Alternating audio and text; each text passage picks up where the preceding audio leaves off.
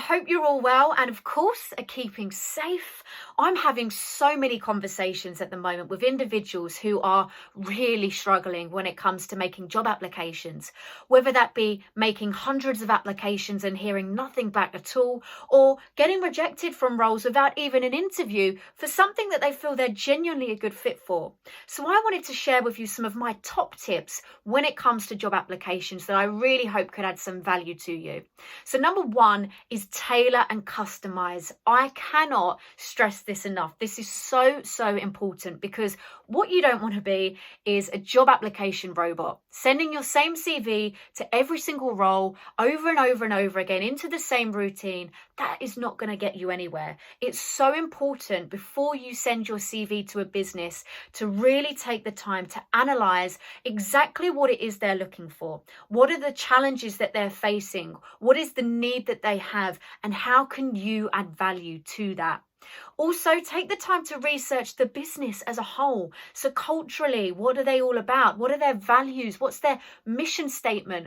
Does this align to you and to what you want to achieve moving forwards? And how can you get that across in your profile when you make the application with elements of your personality, your hobbies? There may be some of the teams in the organization that are really into specific hobbies or events. Why don't you list that if that is aligned to you as well? So really customize and tailor. This is such an important one.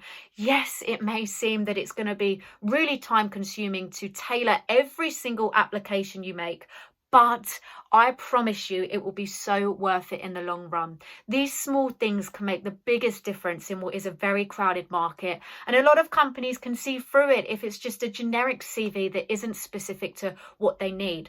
I'd even go as far as looking at mirroring the language that they're using in the job application, the job specification, and mirror that language in your CV. Also, diversification. This is a really big one, because at the moment it does seem like it is a little bit of a numbers game as well. It's important to give yourself variety. Yes, have a top 3 companies that you really would love to work for and have that dream and run with it. I think that that is really important.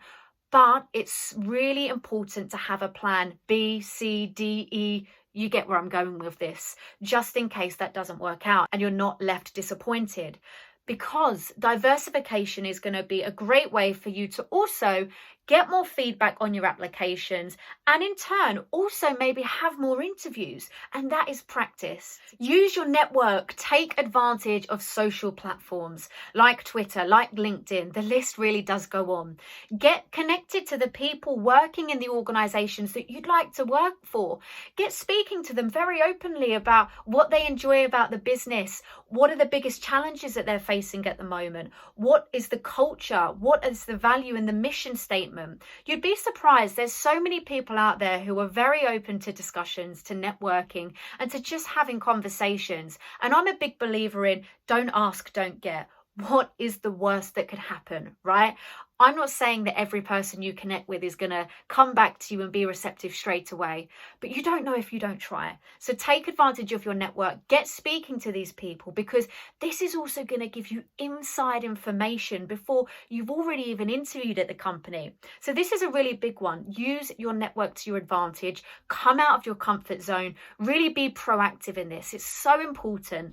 And also, a lot of organizations have a referral scheme for their current employees. So if they're referring you and you end up joining the business, that's also going to potentially benefit them in so many ways, and also to have you on their team. Use your failure to fuel your success. I can't stress this enough, because it's not going to happen overnight. And if it does, well, amazing. I want to hear what you've been doing, because that is incredible. But it is like anything. It takes time. It takes practice. You're not going to get accepted at every single application, and understand that it's nothing personal. If you know you've done absolutely everything you can in your power to customize that, to get across the value you can add to the business, to highlight your characteristics and how you can fit in culturally, then you've done everything you can. And sometimes it just doesn't work out. But let that rejection fuel your success moving forward.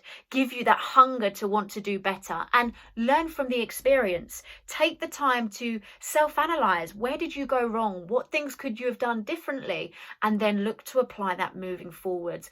always look at these things as lessons learned. How can you grow from this experience? For those of you that already know me, know that I am a huge Harry Potter nerd. So I want to use J.K. Rowling as a prime example of true resilience. And this really resonates with me. So J.K. Rowling pitched Harry Potter 12 times to publishers and they were rejected. 12 times. That's crazy. And now look at how huge the Harry Potter franchise has been and how successful it is. So this is me saying to you, find your inner J.K. Rowling. Find that magic from within to keep going and to just keep being resilient. I really hope that these tips can help you. And if you've got any questions whatsoever, just drop me a message. I really am happy to help, and just keep going. You will get there in the end.